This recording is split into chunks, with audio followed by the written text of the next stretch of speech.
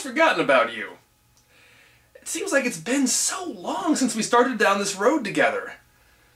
So much of my life has changed since then. Remember those times?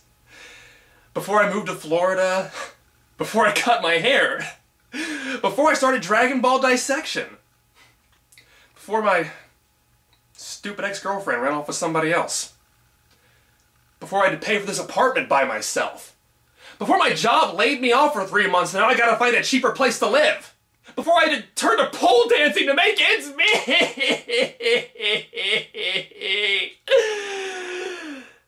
Yeah, those were good times. Chapter 9! So where were we? Oh yeah, the bad guys had forced Ken Colton to take them to his radium mine, but he got away and set up explosives to blow the whole place sky high, despite being told that Bruce and Dick were on their way to the mine because he's just an awesome friend like that. So perhaps it's the result of karma that Colton ends up dying in the explosion, despite the fact that he's the one who landed on the plunger. Generally speaking, you set up a plunger to distance yourself from getting caught in the explosion, so yeah, awesome plan. In fact, Ken is one of only 2 people to actually die, the other being Henchman Raines, in case you're curious. So blowing up the mine really didn't accomplish anything good at all. However, it did conveniently leave Linda unconscious so that she won't be around to listen to the aftermath.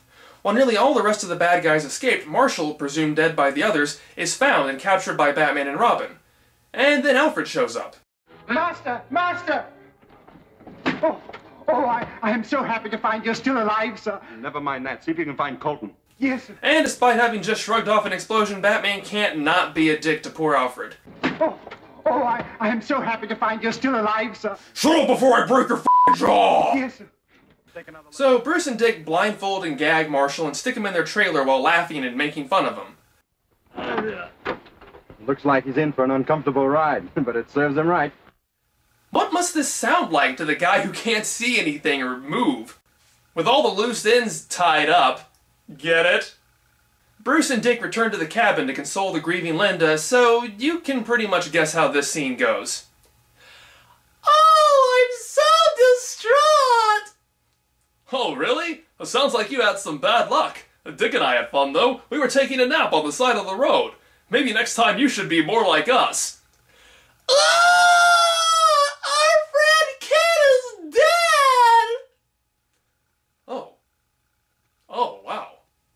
Well, that makes me feel an emotion.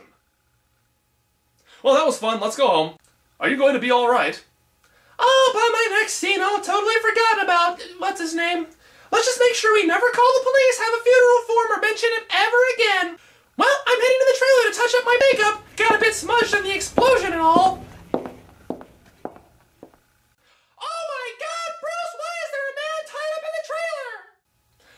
Also, Bruce and Dick lying to Linda by saying they decided to take a nap on the side of the road. I'm sorry, that's just gotta go on the bad date counter. Back at Daka's lair, we continue to see why the Japanese didn't win the war. Am I to understand the explosion has made it impossible to work the mine? Yes, it would take us months to clear away the debris.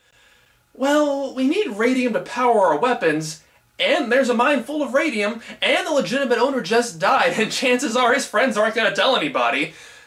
Oh, but there was an explosion in there, and there was tons of rock and debris everywhere, and we'd have to use our mining equipment to do some mining in that mine, and that might take more than half an hour, so... you know what, let's just call that Plan B for now, and we'll come back to that if we ever get tired of just sitting around with our thumbs up our butts.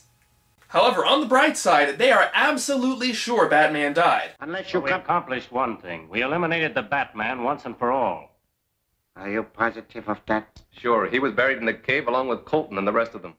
After all, we've only been sure Batman's been dead about 7 times before now, and almost all of our group came back completely unscathed. So, yeah, he has to be dead. So to make up for the 2 men they lost, Daka sends Wallace out to recruit more men. Fletcher's finally been made aware of the warrant out for his arrest, so he decides to lay low at the Sphinx Club. Batman and Robin attempt to interrogate Marshall in the Bat's cave, but unlike other guy, Marshall just doesn't seem to be intimidated by how high Batman's underpants are. So Batman and Robin leave Marshall to his own devices, but it's a trick. They purposely tied him loosely and left a phone in plain sight so that they could use an awesome, awesome, awesome toy to trace what number he's calling.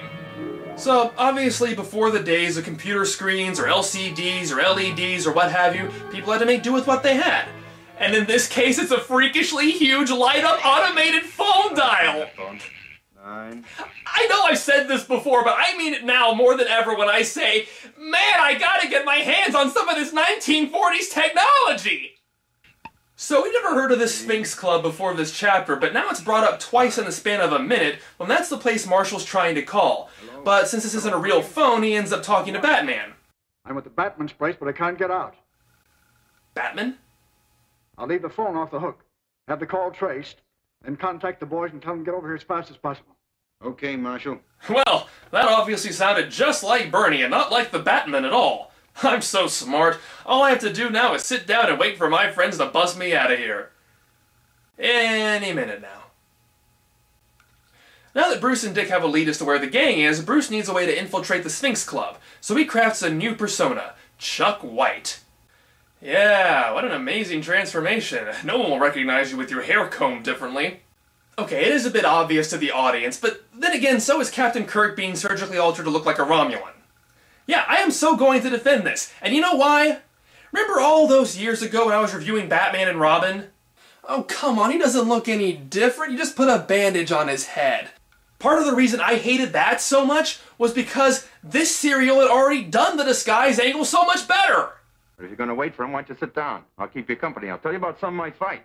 Oh, well, thank you. Here, Bruce dresses differently, combs his hair differently, uses prosthetics and makeup, adopts a different dialect, and changes his walk. He becomes a whole new person.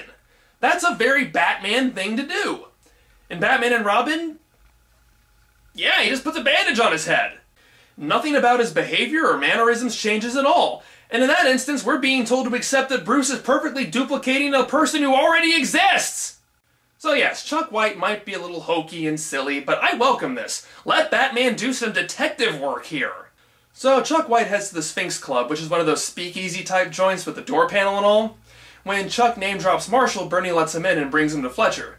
They're all immediately suspicious of him, and it's not hard to see why. I mean, Chuck White looks and sounds nothing like any of the henchmen we've seen so far. I'm getting the impression Batman doesn't pay the slightest bit of attention to the people he routinely beats up. Batman smash! Batman smash! Batman smash! Wait, did I just punch a puppy? I don't know. Batman smash! All right, boys.